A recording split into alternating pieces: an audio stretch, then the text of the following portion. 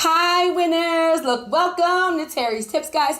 Get a notebook, get a pen, because today we're talking about a personal credit sweep. And in this video, I'm going to explain, number one, what is a personal credit sweep, because many of you have it confused right there. Number two, so I'm going to dispel some myths and give you guys the facts about what you can do and what you can't do. And number three, I'm going to give you some best practices, things that you can do to have success with a personal credit sweep, guys. Now, I'll do my nugget at the end. And guys, personal credit sweeps, these are for your personal credit reports. This is part of the credit repair process to help you remove items from your credit reports and increase your credit scores. Now, all right, so number one, what is a personal credit sweep? Guys, this is part of the credit repair process. There is no such thing as a credit sweep. What do I mean? You cannot write one letter and there is no magic letter that is going to delete accounts from your credit report. That is a myth. That is false. If it was true, guys, the person that had this magic letter would literally be a multimillionaire, billionaire, and everybody on the universe would have an 800 credit score. Stop believing the hype and the myths. That's not true. But a personal credit sweep, which I'm going to tell you how to do it in this video, is literally part of the credit repair process to help you remove inaccurate, listen to my words, guys, inaccurate, unfair, outdated, fraudulent, personal information from your personal credit reports to help you with the dispute process and getting things removed. Now, what do I mean by personal information? This is specifically names, AKAs, phone numbers, date of birth, addresses, employment information, any kind of identifying information. Now, why is this critical? Guys, the dispute process and an investigation, all that means is that there's something on your personal credit report, something negative usually, right? A collection, a charge-off, a repo, late payment, something of that nature. Something negative is on your credit report and it is bringing down your credit scores. And you think it is unfair, inaccurate, outdated. You want the item deleted. Guys, the dispute process is literally about burden of proof, right? It's under the FCRA.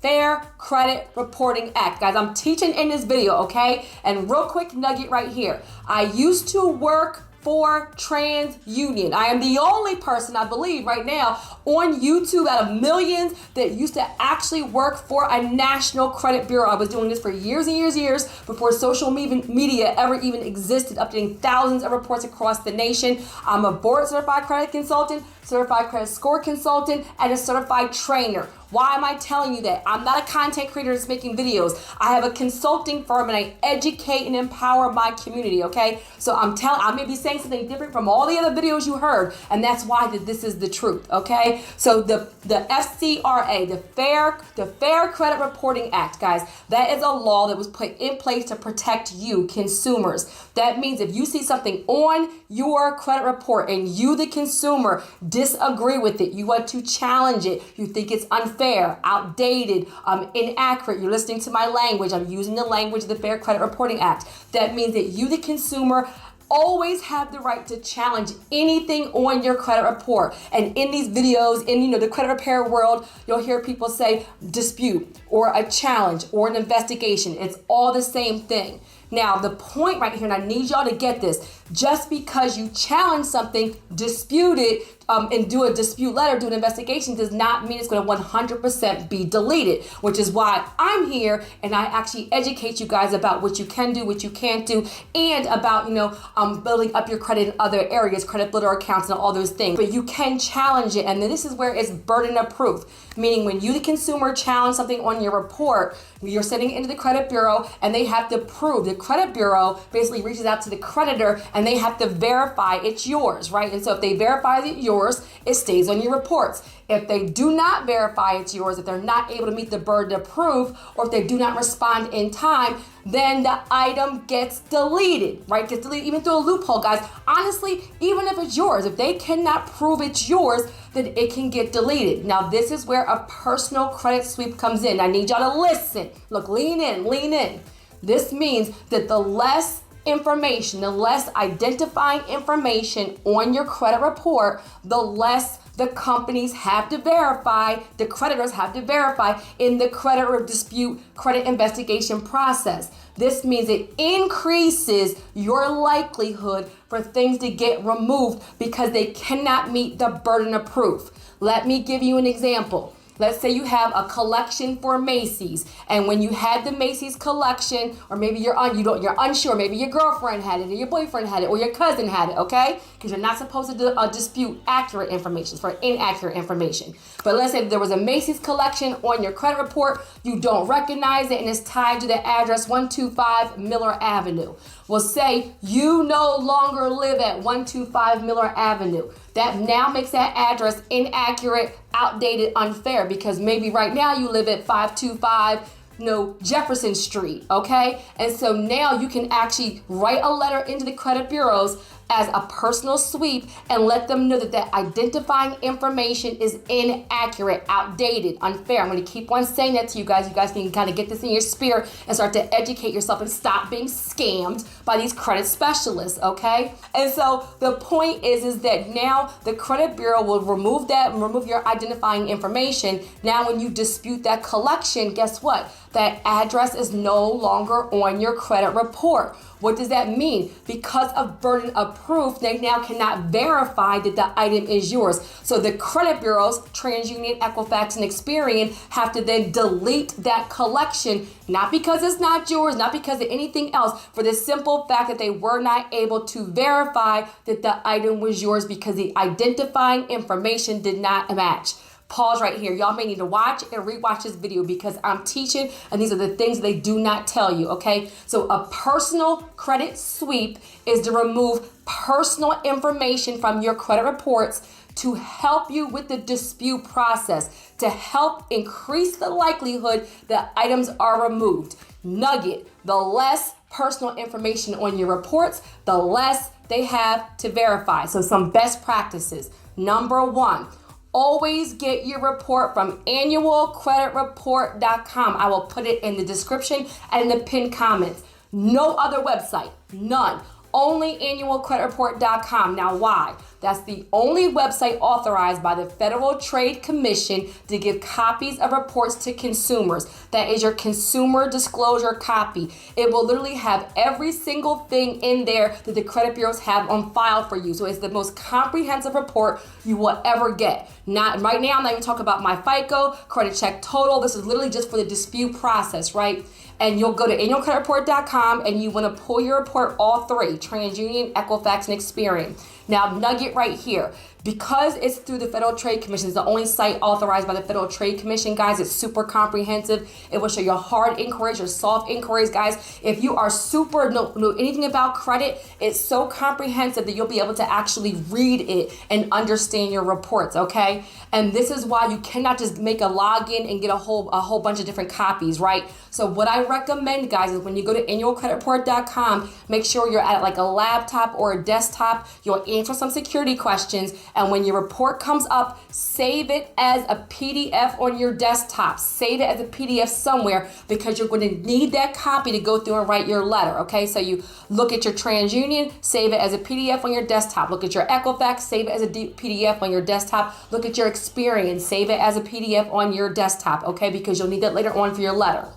Number two, you're looking at all your identifying information, names, AKAs, misspellings, phone numbers, addresses, employment information. For guys, if you are a junior and a senior, if you're junior and you see senior on there, that's inaccurate. For people who have common names, Rebecca Smith, Michael Jones, Kim Jackson, make sure it's not spelled the wrong way. If you are, I see a lot of times with like brothers and sisters or twins, if you see information is pertaining to your twin or to your aunt or to your mother or something else of that nature, you want to make sure the only information on your report is your current accurate information.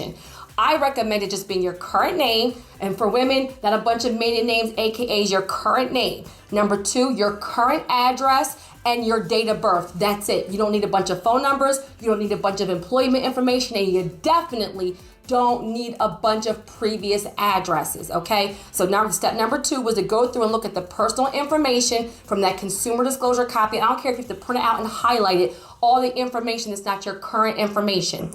Number 3, you are writing a letter to the credit bureaus. You're not doing it online. You're not doing it over the phone, okay? So you're writing a letter to TransUnion, Equifax, and Experian, and you are letting them know, hey, this is my current information. My name is Kim Jackson. This is my address. This is my social. This is my date of birth. Now, why do you need that? Because you have to give them the information to pull up your actual credit report. And then you are saying, this is my current information. Please remove the following either inaccurate, unfair, outdated information from my reports. And guys, nugget right here. You have to list the information. Don't just say remove all previous addresses, remove all phone numbers. Legally, the credit bureaus cannot guess what you're talking about, okay? So you have to say remove 525, Jefferson Avenue, remove 134 Elm Street, remove 726 Baker Avenue. Outdated, inaccurate, remove the previous employers, remove misspellings. I don't spell my name this way, delete this name. And guys, go through, I don't care if you number it and you list all the things you want them to remove, okay?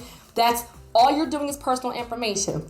Step number 3, proof of identification. If your name is Kim Jackson and so you live at 724 8th Avenue in Nashville, Tennessee, if that's your current address, then you want to provide 2 forms of ID, guys, 2 forms. How many, Terry? 2. That show your name and your current address. I recommend your driver's license and a utility bill. However, if your driver's license does not have your current address, provide 2 utility bills. Cable, electric, water, Wi-Fi, cell phone bills sometimes will even work, right? But you want the name and address on your 2 forms of ID to match what you are telling them is your current information. So now you've told them what is not yours in writing, and you've given them proof of what is yours. The 4th thing was to provide proof of identification. Let them know who you are to verify that this is a valid dispute from the consumer, not some credit repair place.